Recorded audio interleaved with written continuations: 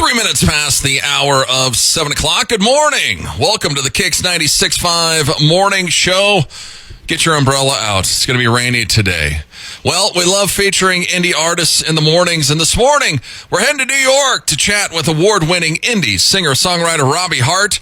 Robbie uses her voice to uplift and inspire others. She's battled back over and over from adversity. She's debuting her brand new single called Sticks and Stones this morning right here on the show. We're stoked to have Robbie Harte on the phone. First, Robbie, thanks so much for coming on.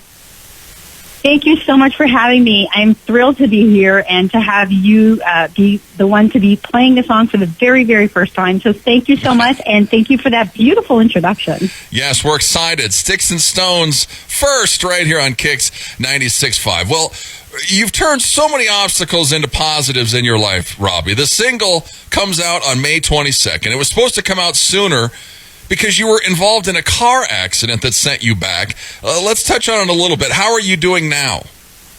Thank you for asking. I'm working on it. It's a work in progress, but, the music really is so healing and is so helpful as an outlet to help overcome these issues, that we're faced with in life. So it's a work in progress. I'm working on it. I'm not exactly where I want to be yet, but I hopefully will be in, back to me in no time. Yeah. Well, your last single, Reason to Rise, was about your daughter. Your daughter, Kayla, she has autism, but it never brings her down. So the Reason to Rise never lets you get down. Touch a little bit about your previous song. Well, Reason to Rise really talks to the 14 years of my journey before that song came out. You had touched on the fact that I had battled several adversities and overcome so many things. And through that time, there were two main driving forces that really helped lift me up and really gave me a reason and a voice. And it was my daughter, Kayla, and music. And they both intertwined and they came together. And mostly my daughter, Kayla, but the music that helped me create something. And it gave me the opportunity to take those experiences and create it into something beautiful and uplifting and inspiring. But it was the entire journey was driven by my daughter, Kayla. She's the reason that I chose to embark on this journey. Yeah. 5 years ago, I sat there for years saying, I can't sing anymore. My voice was gone because of my physical condition. I wasn't able to sing anymore. And as I was explaining to my daughter, yes, Kayla, you have autism. It will never stop you from doing anything in life. You can do anything. You can be anything. But I wasn't pursuing my own dream. And I realized that I had to show her with action what it looked like for me to be out there fearlessly pursuing my dream. So she is the reason that this entire journey kickstarted. She is the reason that I rise. She is the reason that gives me the hope to continue. Even when things are difficult, I look at her and I'm so inspired by her and how she faces the world. And it's just been an incredible journey, and to have the opportunity to be on that journey with her is amazing. Yeah, Robbie's so inspiring too. I mean, Kayla inspired you. You also, I'm sitting here today really, one reason is because of Robbie Harte, because she told me to follow my dreams, and she kept on me the entire time. Follow your dreams, be happy, follow your dreams, and here we are. The other night, that is literally the nicest thing I could ever hear anybody say, and I'm so happy for you. Let me just pause a moment and say how happy I am for you. I love tuning into you in the mornings, even though I'm in New York. It brings me joy to see you doing what you're doing and sharing your gifts with the world. So thank you, and thank you for saying that. Yeah, Robbie, definite inspiration for all of us. Go check her out, Robbie Harte with an E.com. The other night, you were at the 8th grade art show with Kayla, spring concert. That has to, touch your heart a little bit. Your daughter up there singing. It is amazing. For years, she used to tell me, I don't want to sing. I don't want to be a singer like you. I'm not interested. No, I don't want to sing. And to see her out there standing proudly in the front row and singing and using her whole body singing, expressing herself, it's just so joyful. It's just beautiful to watch. And I'm so proud. I couldn't be more proud. And I'm always blown away by these shows, these students, 12, 14 years old, what they can create and how they come together and they put their gifts together, and it just creates something magical. So it was an incredible experience, and I'm so proud. Yeah, she's great. She's always smiling, Kayla. Go check out Robbie Harte. She's on Facebook, Instagram, Twitter. Go to YouTube. Watch her previous videos for Reason to Rise. It's awesome. It's got horses in it. Too Pretty to Be Home. Also out there. Sticks and Stones, her brand new song, comes out May 22nd. But you're going to hear it first this morning. You were playing live before the accident. You even started playing guitar. You were teaching yourself guitar. You were taking guitar lessons. But now, how's that going? Because of the accident, you can't play guitar for very long. So you nailed it. It's been a process. You know, it's ironic how things come back full circle. So initially I was playing and I needed somebody to play for me and I could never find somebody. So I just learned how to play. I started taking lessons and then at one point I just started teaching myself because I was going at a much quicker pace. And I did start getting out there and performing live by myself, doing acoustic sets, and it was incredible. You know, there was literally nothing holding me back. Somebody could ask me to show up for a gig and I didn't have to find people to play and I could just show up anywhere at any time really and play, and it was an amazing feeling and it was magical, really. Being up there and performing live acoustic sets, connecting with audiences was so much fun. And unfortunately, you're correct. You know, when I had the accident, I wasn't able to play anymore for a variety of reasons, and it was really difficult because I would look at my guitar and I would have this guilty feeling looking at her. Her name is Gertie, just so you know. When I refer to her as Gertie, I'd look at Gertie and I'd be like, I know I'm supposed to be playing you, but I can't. And I came back to that point where I needed to find somebody to play for me again, and it was a little challenging. However, because of my injury, I actually have to practice playing guitar. One of the things that my doctors want me to do is play guitar for small amounts of time at a time to build up, you know, strength and not to lose the ability to use my arm and my hand and stuff in that way. And so I have to still do it, but I don't get the opportunity to play it for as long as I would like right now. So, but I'm working my way back to doing that. And you know me, it won't take me too long. I will be back out there and playing live gigs. In fact, I actually have some things lined up for the not too distant future. So I'm very much looking forward to being out there again and playing really soon. Yeah, that's kind of cool. The doctor even tells you need to play guitar. Yeah, it's doctor's orders. Doctor's I know. orders. Sorry, I have to keep strumming on this thing. You've been on this journey for about 5 years. Your first EP came out. No, I mean your first song, 17, came out in like 2000. You've been a huge support for indie artists. How many artists do you think you chat with, I mean, in any certain range? I mean, you're friends with probably, what, like 50, 100 different indie artists? I've lost track, and I actually don't even think about the number. I think about how rich my life is, that I get to be part of a community that is so incredibly supportive. You know, I try to explain to people the music industry, you hear that it's like, you know, cat fighting and catty and competitive, and it's probably very true. But I'm very fortunate to have gotten the opportunity to meet so many amazing artists, and I've become such great friends with them. We support one another. Some of us are very different genres, you know. Some of us are metal, some of us are country, some of us are gospel, but it doesn't matter. You know, we're all so supportive of one another, and I've met so many incredible people, not to mention the incredible DJs that I've gotten to meet. One in particular I'm speaking to right now, but I try to tell people, you know, the music journey is a lot of fun. There's so much hard work that goes into it, but for me, the entire experience is about the encounters and the people. The people are what makes it so incredible. Yeah, for sure. And she mentioned it all over the gamut, from hard rockers to country people to everyone. And she's been a great support to indie artists out there. And the one good thing about the indie community, it is really positive. But I chatted with Nick J. Townsend from Week 13 this week on a different show that I do. And Nick is a crazy man. He's in the UK. He's the lead singer of a punk rock heavy metal band. But here, this was not... I didn't put him up to this, nothing. This was just off the cuff. I asked him about Robbie Harte. Here's his response about Robbie. Robbie Harte, did you see Robbie Harte has a new single coming out? Yeah, you know, she's so gorgeous. She's like brilliant voice, great figure. She sticks her tongue out. She looks like a zip. I mean, she's absolutely amazing. Was that the response? Got a message from her the other day. She's going to send me a new CD. I can't wait. And I'm going to try and get her some airplay in the UK. She's a darn fine songwriter, and she deserves to do very well. Well, dang it, Robbie couldn't hear it. But yeah, Nick was saying how great you were, how gorgeous you were, how positive you are, how just supportive you are. So yes, even Nick J. Townsend from Week 13 giving props. Thank you. You know what? I appreciate that. I really do. And, it goes to show you that you don't have to appreciate the same type of music to be able to appreciate one another. And it's just incredible. The people I've met are so supportive, and I especially have enjoyed going to live award shows and places where I've gotten to interact with other artists that I've known for years online, that I get to meet them for the first time in person. Like I got to meet the Cranberry Merchants. I'm very good friends with Caitlin May. I've gotten to meet so many incredible people that I've talked to for years, and then I get to meet them face to face, and it's just like we've known each other forever. Yes. It's just been... Well, and speaking of awards, you were just nominated for 3 Josie Awards. Those happened in October. She was up for Female Vocalist and also a couple awards for your last 2 singles. Yes, that's true. I just saw that last week, and it's very surreal. When you hear the level of competition at these awards, I think that they receive over 50,000 submissions.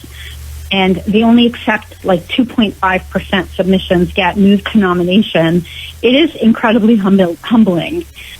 Yeah. To know that I'm nominated for one of those awards. And then it's very interesting because my husband is not in the music industry at all.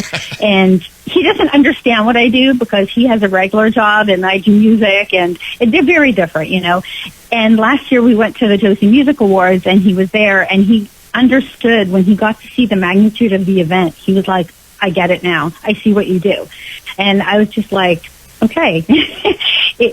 It's incredible. It's just amazing to know that your music, it gets shared with people all over the world, and it gets appreciated but recognized for, your individuality and for what you do. It's an incredible honor.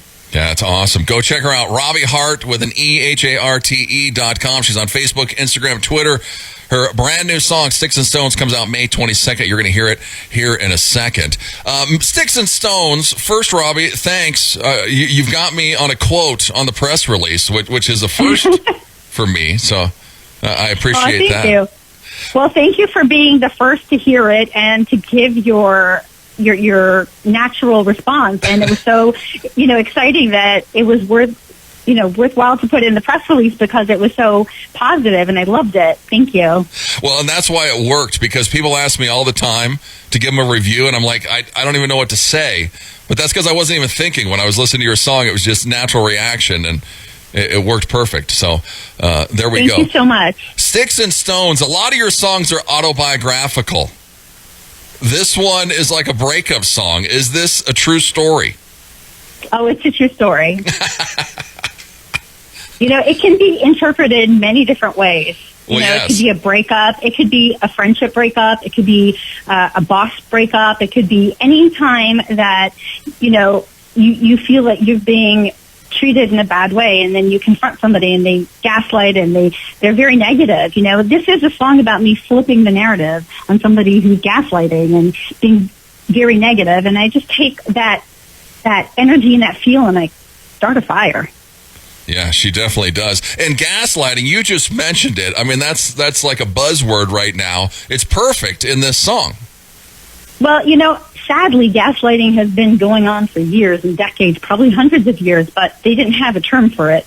But now they do, and it really belongs in the song. So yeah, I think we all know that person who does that. Makes us feel a certain way, or tries to make us feel a certain way, and then acts a certain way, and tries to smear your name or smear you or acts badly. And I think that the term, the feeling isn't you. The term is, and I think that it fits very beautifully in the song. Yeah. How do you do it? Do you think about the topic and try to turn it into a positive? How does it work when you're thinking of a new song? I don't try to turn it. I just look at the experience for what it is, and over the years, my songwriting style has changed quite a bit. I used to write in more of a journal-like fashion, and it would just be like raw emotion. And it was like as if I was telling the story raw as it just happened to me. And through the years and perfecting my songwriting technique, I've learned how to tell the story from an empowered stance. So instead of writing it like a victim and saying, you did this to me and this and I feel sad, I'm looking at this and I'm saying, no, you tried to do this and it didn't work. You only made me feel better and stronger about myself. And the way that you see a situation, really, you can tell the story two different ways. You know, I could have sit there and said, you know, I feel terrible that you did this to me. Or I could say, you know, thank you for doing this, because now you're showing how great I look, and you gave me inspiration that I didn't know I had. So it's all a matter of the way you see things. Yeah. I don't go out of my way to write a positive story. However, I have been told that I do have the knack of taking something painful and turning it into something beautiful, and I'm very, very proud of that. Yeah, no, she's just oozing with positivity. I sent you a picture of my daughter from prom last weekend. The first thing you mentioned is, well, how gorgeous she looked, but the mountains. You're in New York. You're from Canada. You love the mountains, though, Robbie. I do. I love nature. I think nature is amazing. I think we could all learn so much from nature. I'm in awe of what nature could create when it wasn't even trying. So I think that it's a blessing to be able to live among those beautiful scenery and get to see that every day. That must just be incredible. But just side note, back to your daughter, congratulations on her prom and all of her accomplishments. She's not only beautiful, but super intelligent, which is amazing. So congratulations, Chloe. I'm so happy for her. Yeah. Well, thanks. And one thing before we play the song, Robbie has, I don't even know what you call it. She collects Scotch tape. When did this happen? How did this happen? Okay, so just so you all know, I have 3 rolls out on my desk right now as we're talking. So you know how like children and teenagers now, they have like fidget spinners and poppets? Well, I was the original fidget, okay? My Scotch tape roll is like my fidget. So I used to take like little menus, you know, the paper menus that you get in restaurants that are on the table. Yeah. I would tear off like the little corner and play with the paper, but it left such a mess. And then one day I was like, Scotch tape is really useful, and it has like the tacky kind of feel. So, so I like Scotch tape, and it actually is very handy. It's very, very handy. You can use it for so many things. And you never know when you need a roll of Scotch tape. Like, I cannot tell you how many times I've been somewhere and somebody's like, does anybody have Scotch tape? I'm like, yes. Yes, I do. As a matter of fact, I have 3 rolls right here in my purse. It's duct tape out here in Wyoming. We all have duct tape. That's hilarious. Well, you know what? If you look very carefully in the video of Too Pretty to Be Home, I didn't do it on purpose, but you can actually see one of my bins of Scotch tape, and there's probably like 100 rolls in there. Oh, that's hilarious. And it makes a cameo in the corner by my mirror as I'm like writing my name on the mirror. So, yeah, go to YouTube, watch her video for Too Pretty to Be Home. And even her husband, Dennis, he put out Easter eggs and also some Scotch tape for Easter. He did. God bless him. Like, I love him that he gets me, you know. I think that somebody else might think I was absolutely crazy, but he put out Easter eggs for my daughter for Easter morning, and he also hid like a bunch of rolls of Scotch tape all over my house. I didn't know if I should laugh, cry, or hug him. I didn't know what I should do first, but it made my day. Oh, that's awesome. Robbie Harte, go check her out, RobbieHarte.com. She's on Facebook, Instagram, Twitter. Go to YouTube, watch her video. Sticks and Stones comes out on May 22nd. Definitely go and buy it, stream it, everything when it comes out. You're proud of this song. Is this done with the same producer? Tell us a little bit about the background of the song.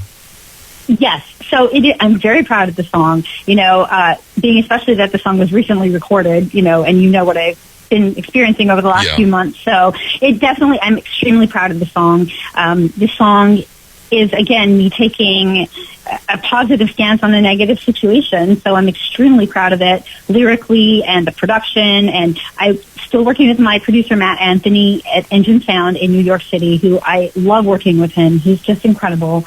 I did bring him the song, and I showed it to him, and I said, what do you think? And he's like, I think it could use a little bit of this and that. And he added his flavor in there, so you can feel a little bit of his flavor in the lyrics as well. And I love collaborating with him. I write a lot of the truth, and a lot of the times he'll come up to a song that I've created and he'll be like, switch this, add that, and all of a sudden it's like taking it up to a different level, just because it's a different point of view. It's not so fresh for him. You know, the experience isn't fresh for him as it is for me. And I just love that he understands my vision and where I want the song to go. So it is just amazing to work together and create this amazing song. And he's an incredible musician, so a huge shout out to Matt Anthony. We're very proud of the song. Yeah, it's an awesome song. Well, here we go. Let's hear it for the first time anywhere. Sticks and Stones by Robbie Harte. Robbie, thanks so much for debuting your song right here on KIX 96.5. Thank you, and you heard it here first. Exactly. Everyone's going to love it. She's the power of positivity. It's Robbie Harte, Sticks and Stones. It's KIX 96.5.